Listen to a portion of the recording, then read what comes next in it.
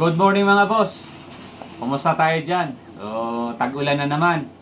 Nakararanas na naman tayo ng mga pagbaha sa iba't ibang panig ng bansa. Lalo na dito sa Metro Manila. So, naririnig na naman natin yung usap-usapan tungkol sa flood control.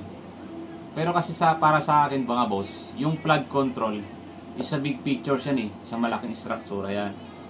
Yung baha na nararanasan natin dito sa Metro Manila, hindi naman yung bahaya na galing sa ibang lugar na dulot ng malakas na pag-ulan. Kunwari galing sa bundok, rumaragas ang tubig, tapos papunta dito sa kapatagan sa Metro Manila na nagkukos ng pagbaha. Hindi naman ganoon kasi hindi tayo nagkakaroon ng malakas ng volume of rain. Yung nararanasan nating masamang panahon dito sa Manila, habagat pa lang yan. So dapat hindi pa tayo nakakaranas ng ganitong pagbaha. So ano ba dapat ang solusyon? Oo, dapat ating gawin para maiwasan natin yung mga ganitong pagbaha.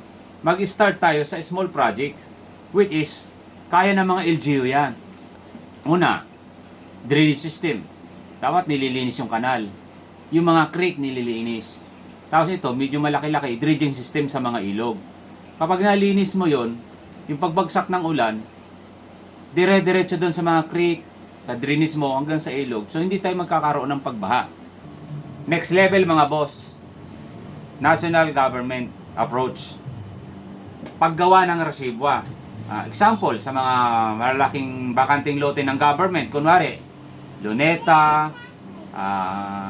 Sackerfield o ng UST o kung saan mang may bakanting lote na malaki, uhukayin mo yung ilalim, gagawin mo isang malaking tangke o resibwa nga. After nun, ibabalik mo rin yung lupa. Tapos may mga puno na sa ibabaw, pero yung ilalim nun, resibwa, para pa nag-exist yung ng volume of rain doon sa mga drainage system mo, pwedeng i-impact doon. For example mga boss, BGC. Hindi bumabaha basta-basta dyan, kahit malakas ang ulan. Kasi ang ganda ng drainage system nila, tapos may resibwa sila. And then, makita mo, hindi mo kita yung resibwa nila kasi sa ibabaw nga may mga puno na yan.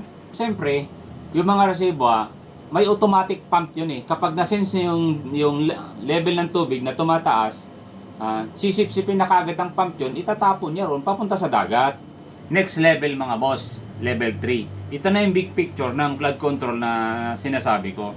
Which is, kinokontrol nito yung flood na galing sa ibang lugar o sa bundok na malakas ang ulan. Yung pagbagsa na numarabagas ang tubig papunta sa kapatagan, haharangan niya na yun na hindi makakapasok sa isang syudad. So yun na yung flood control na pinag-uusapan natin na napakalaki ng project na hindi naman Kaya kung pansin ninyo, mahaba at matagal ang pag-aaral dyan, lalo sa usapin ng Bulacan, kasi kung paano gagawin yung paghaharang ng parang wall din yan Kasi dalawa yan mga boss. Sa mga ibang bansa, yung flood control nila dalawa ito flood control sa bundok yan, flood control dito. Kasi kunwari dito, along Metro Manila, yung paanan ng Rizal, pababa, Nueva Ecija, tapos dito hanggang Laguna, nandun yung flood control. And then dito, along Manila Bay, dito naman yung tinatawag na seawall. So para hindi pumasok yung dagat, and sen yung baha na galing bundok, hindi rin pumasok sa syudad. Yun boss, talagang hindi na tayo magkakaroon ng baha kapag nailagay na natin yung mga bagay na yan. So kahit dumating yung panahon, lumakas yung volume of rain, na sumabot na 200, 300 yan, medyo panatag ang kalooban natin. So yun lang mga boss, thank you for watching.